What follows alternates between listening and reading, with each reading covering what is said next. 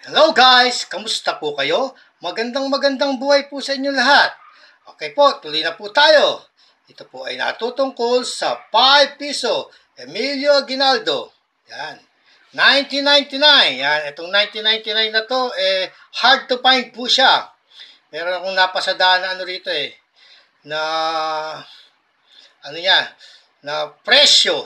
Kaya lang dun sa Lazada, kasi mangyari, wala na akong makitang ipinagbibiling ganitong coins sa dito sa eBay, dito sa malaki tindahan ng coins sa Amerika, wala na akong makitang ganitong ipinagbibili.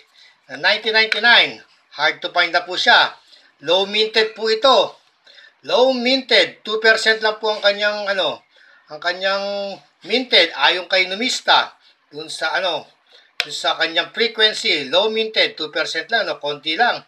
Kaya, swerte yung mga baka meron ka. Swerte mo. Yan. Itong 1999. Pero may presyo sa Lazada. Meron ako nakita. Isa na lang ang nakadisplay. O, titignan na po natin, ang 1999. Yan. 1999, pinagbibili niya po ng kanya pong presyo ay yan. 350 po sa Lazada. 1999. 5 piso. Emilio Aguinaldo. Coin. Semi-hard to find. Semi-hard to find pa. Pero ano na rin. Semi-hard to find na rin po itong Itong 1999 na to. Sa NGC naman. May presyo sa NGC Sa NGC. Yan.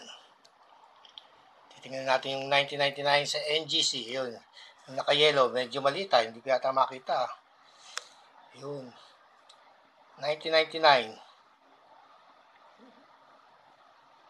Ayun, ang kanyang presyo ay $2.50. Doon po sa sa NGC, Numismatic Numismatic Corporation yan Yan.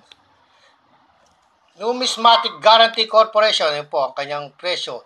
$2.50. Mababa kasi hindi siya wala silang gaano na ibentang ganito sa NGC 1999. Yan. Ito. Yan, meron akong dito konting pag-uusapan natin tungkol dito sa 1999. Medyo meron akong bagong tuklas. Baka meron ka. Yan, baka meron ka, swerte mo. Isa siyang low minted, hard to find, error, rare, bagong tuklas na 1999. Sana wala itong kamukha. Pero posible, meron siguro kamukha itong 1999 na to Nais ko na rin samantalahin ang pagkakataong ito para ipakita sa inyo ang aking bagong tuklas tungkol sa 1999. Ano po siya? Yung rotated, rotated.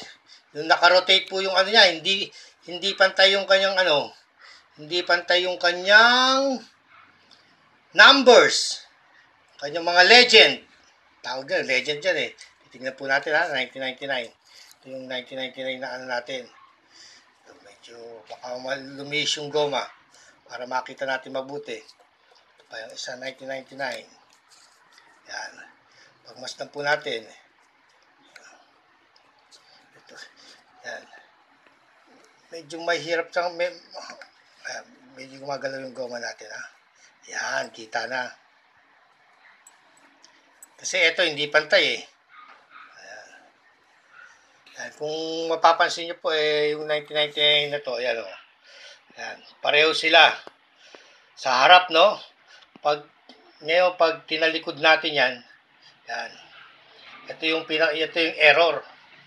Bihira na to. Bali rare na to Low minted. Marami ng katangian itong 1999 na to.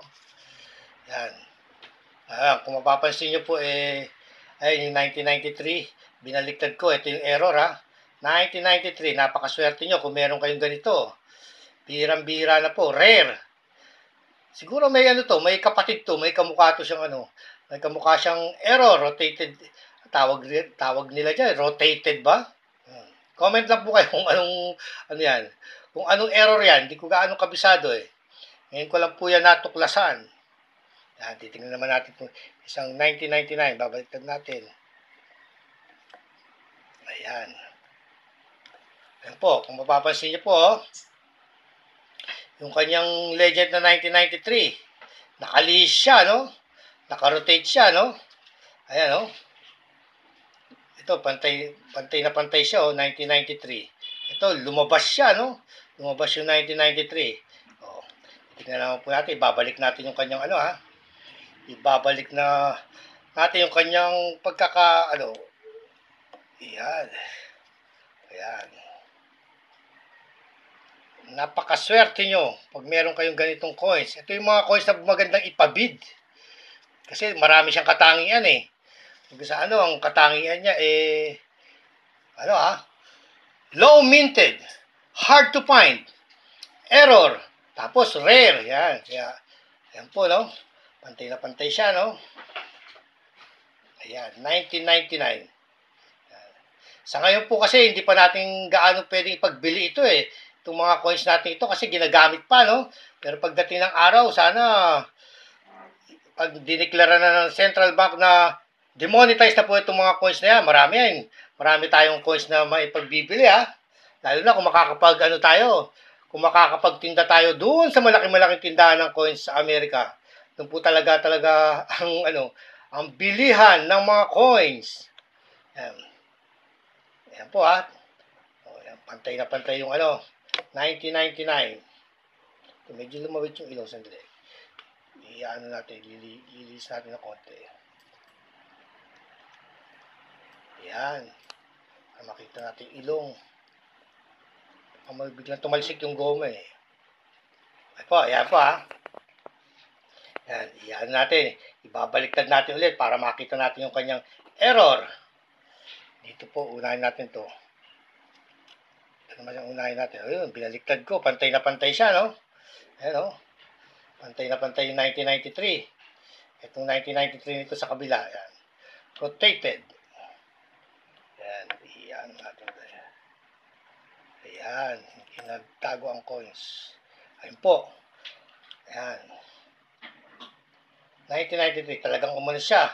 Lumihis siya. Rotated. Tawag nila dyan eh. Ayan. Okay. Gandang coins nito, no? Mira mo, ang katangian niya low minted, hard to find, error, rare, bagong tuklas, no? Bagong tuklas po natin 'yan. Ayan po ang kanyang coins. Ang aking coins, bagong bingwit na tsambahan. Sana walang kamukha itong ganito. Pag ito wala siyang kamukha, ibig sabihin, nag-iisa lang siya, rare siya. Ganyan ang mga katangian ng coins na na maganda ipabid. Sa napaka-rare niya. Wala siyang kamukha. Pero sana may kamukha siya para may kapatid siya. Okay po Ayan po. 1993. Sa pang ikot. 1999. Para makita natin mabuti. Ayan, 1999, no?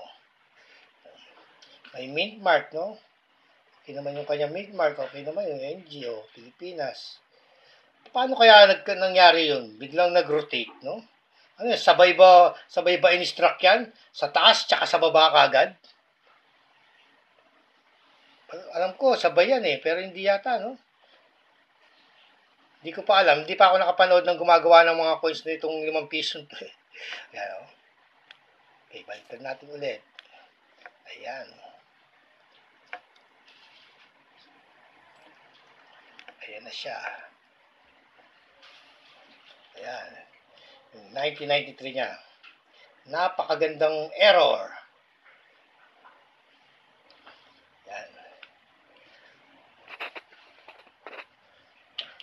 Yung pagkakalis niya, yung mga araw, talaga list na list siya, Okay po Sana po nakapagbigay ako ng kaunting impormasyon, kaunting aliw para sa pangungulekta ng coins. Ang mahalaga, alam natin kung magkano ang presyo ng mga coins na ating hawak. Hindi man po natin hindi man po tayo makabenta, maipagbili ang ating mga coins. Ang mahalaga, mayroon tayong koleksyon. Yan po. Yan po ang isa sa mahalaga. Okay po, hanggang sa muli po. Lagi po nating tatandaan, ang mga barya ay bahagi ng kasaysayan. At tayo po ay bahagi ng kasaysayan ng Pilipinas. Bye for now. Don't forget to subscribe.